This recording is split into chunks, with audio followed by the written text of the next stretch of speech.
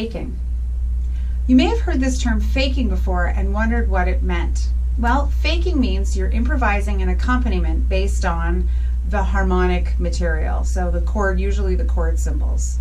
And what pianists do when they're faking is they approximate an accompaniment part based on the harmony. This is a skill that's actually very, very easy to learn and is something that I cover in my online course, Piano Skills for Singers. All you need to know is your major and minor triads and a few different rhythmic patterns, and you're pretty much good to go. If you want to get more into faking, you can check out a fake book, and there's a million of them out there that are really fantastic. If you're a jazz person,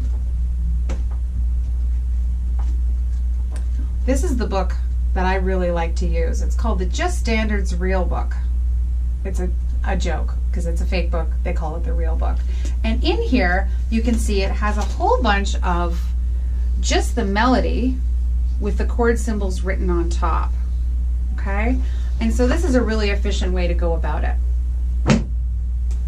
This is another one, very well loved. The Real Vocal Book. If you're doing a lot of jazz work, they have high voice and low voice versions, so you don't have to transpose, which is pretty great.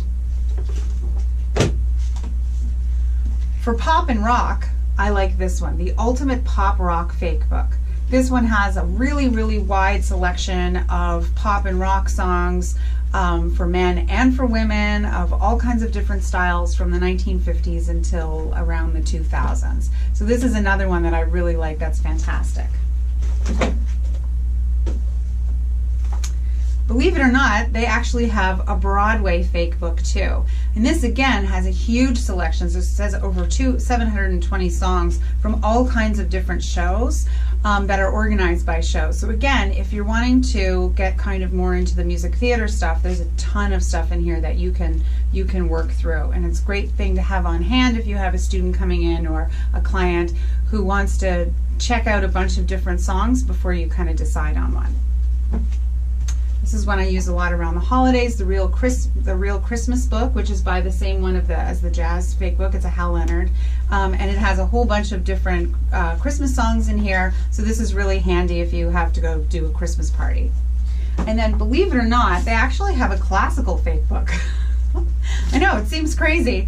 And what it's got is a lot of really common melodies that have chord symbols under them. So again, if you're going to be doing most of your work more in the classical realm, or if you know you're going to have to do a wedding gig or something like that, this is a really useful one to have on hand. Okay. Now, you can actually fake from real sheet music too. So this is the Singer's Musical Theater Anthology, Volume 2, Tenor.